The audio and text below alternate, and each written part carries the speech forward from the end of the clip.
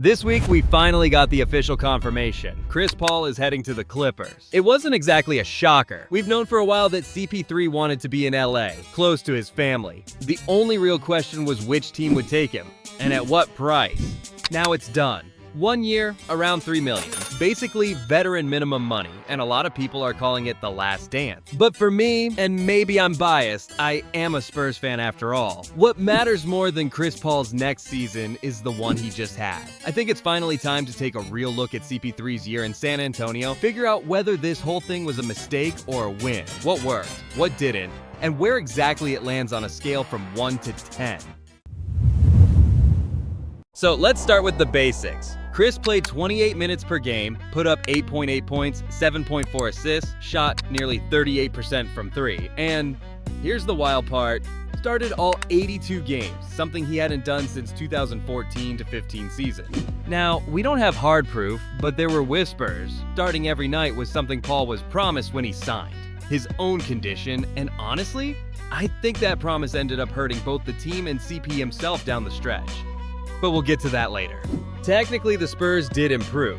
12 more wins than last season, jumped from 22 to 34. But if we're talking about Chris Paul's actual value, his impact, it's not really about the win total.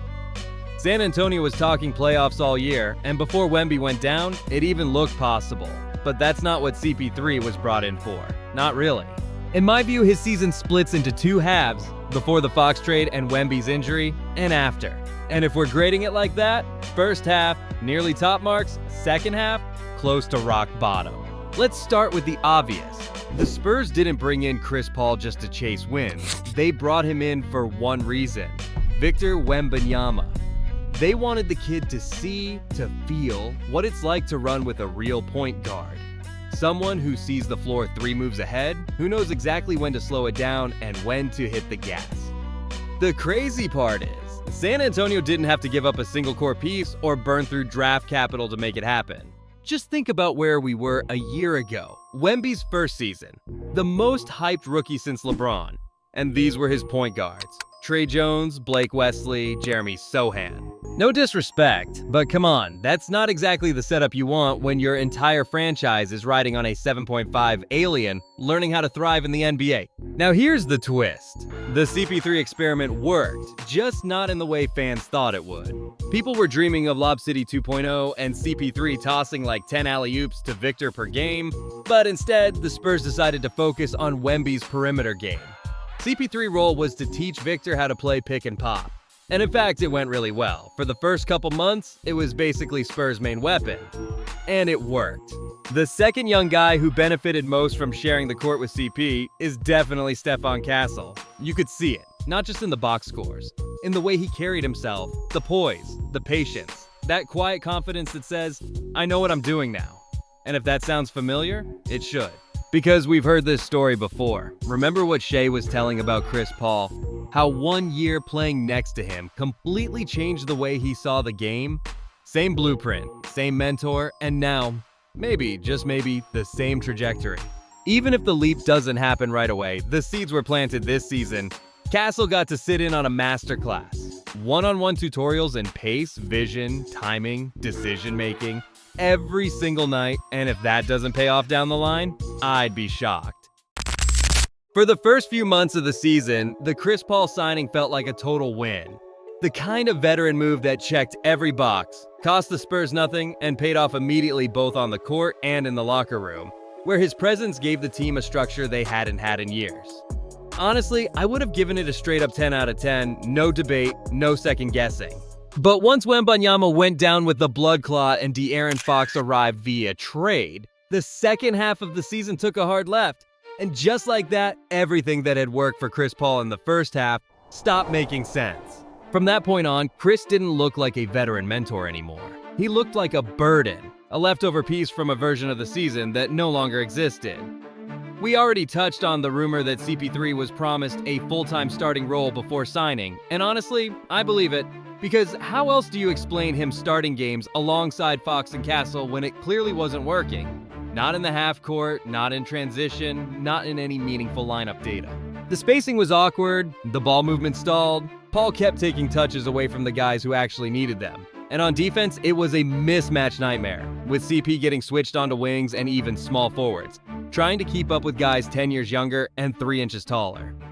At that point, it stopped being about mentorship or leadership or poise under pressure, and started looking more like the team was stuck honoring a handshake deal they couldn't afford to keep. As a Spurs fan, my relationship with Chris Paul has always been complicated, to say the least. There's a part of me that still hasn't forgiven him for 2015. That brutal first-round playoff series where it was the Clippers, his Clippers, who sent San Antonio home in 7, and not just sent them home, but ripped out the heart of a team that, in my opinion, easily could have won it all.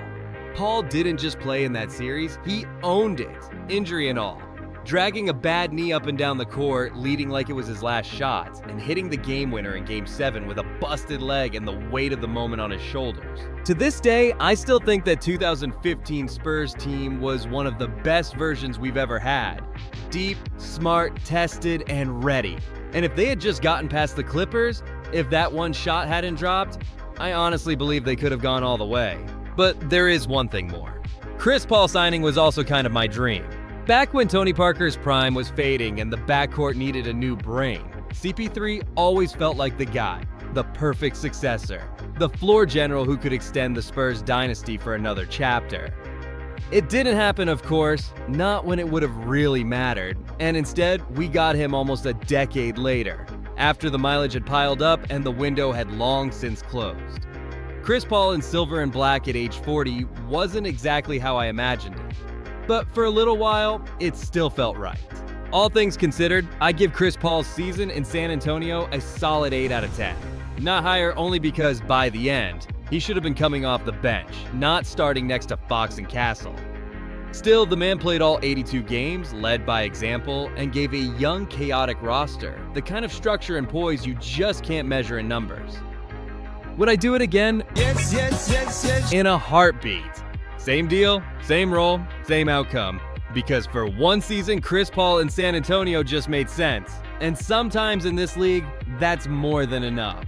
Now the real question is, how do you replace a guy like that? And the answer is, you don't.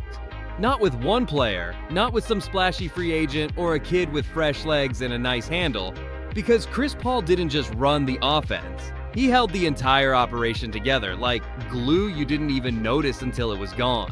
So if the Spurs want to fill that void, it's gonna have to come from everyone. Castle's gonna need to grow up a little faster, take more control, call his own sets when the moment demands it. Fox will have to lean into being not just the fastest guy on the court, but the smartest, the calmest when it counts. Even Wemby now should speak louder, lead stronger, and become the center of gravity for this team. It's not about copying CP3, no one can do that. It's about spreading what he brought across the roster. The composure, the IQ, the responsibility, and turning it into a collective thing. One guy leaves, 5 guys grow. That's how this next step has to look.